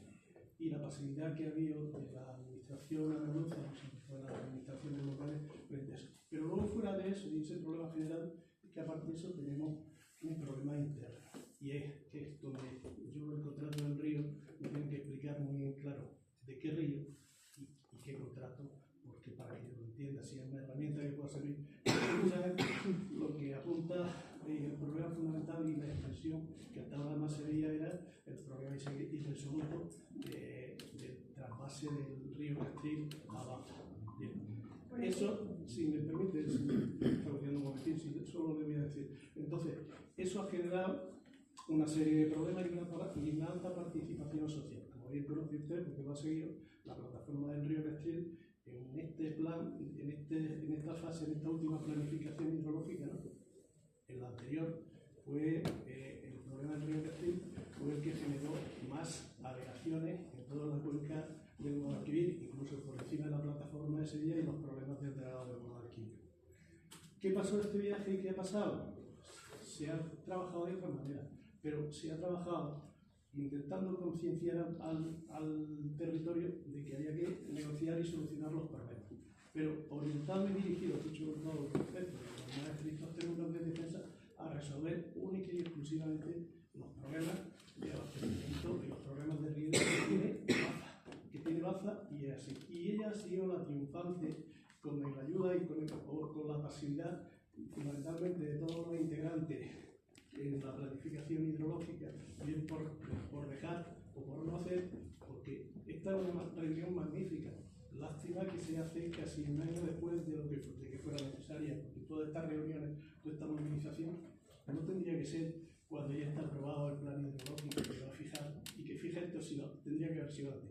Y en esa, permítanme, y en esa gestión y en ese tema se hicieron estudios, pero no el del río Guadal, porque no interesaba. Se hicieron otros estudios, pero sí el del río Castril, y se montó y se trajo algo que funciona muy bien, funciona muy bien en Matarraña, pero no es Matarraña. Y generar aquí una asociación que tiene por finalidad exclusivamente controlar el territorio para resolver los problemas no es la solución. Disculpe, es que quería dar también más palabras y yo me tengo que volver a anunciar una hora decente. Entonces,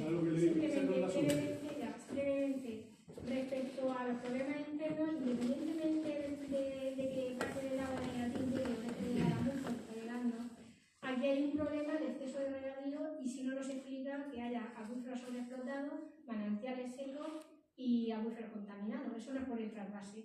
Y con respecto a la problemática ya concreta del contrato del río de Guadiana Menor, yo ahí no tengo información sobre estatuto ni de estatuto, pero creo que por ahí sí que querían contestar. Yo quiero contestarle a Ismael y sobre todo a la gente, porque tú precisamente estuviste ya en los procesos participativos, me refiero.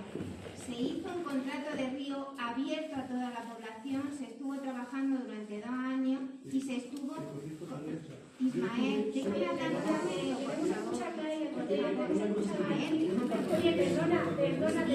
que hemos escuchado Sí. ahora, no queremos escuchar a ella. Claro, Ismael, te digo que participaste en la última porque hay fotos, es decir, yo invito a todo el mundo a meterse en la página web, en conocer esos informes que está hablando, colaboró la Fundación Nueva Cultura del Agua, se intentó hablar con todo el mundo y el intento que hubo es lo que estamos hablando, intentar juntarnos todos, todo el territorio, pero no entendemos que si no lo hacemos desde aquí y lo que hacemos es, Ismael, atacar a los pocos esfuerzos de la gente que estamos intentando buscar, se gastó dinero, no se llegó a guardar porque se hizo todo lo que se pudo hacer del tema de Castril, porque era el conflicto más grande y el que estaba atascando la situación, pero hay un informe enorme que están colgados donde se hablan de todas las problemáticas, se habla de la sobreexplotación, se habla y se tiene que seguir profundizando porque si no tenemos datos del territorio, vienen y se llevan las cosas porque no podemos defenderlas. Y si no las defendemos nosotros, unidos, me da igual, me lleve mejor o me lleve peor. Es decir, lo está explicando muy claramente Julia, es decir, como no nos unamos en el territorio, van a venir las grandes explotaciones y mientras nos peleamos, se llevarán los recursos. Nos van a unir Si no ellos. ¿Nos van a unir ellos? Pues cuando podamos. Cuando podamos. Lo veo beneficioso el fenómeno. La asociación está para que se utilice. Un momentito, vamos a darle las gracias a Julia, que se tiene que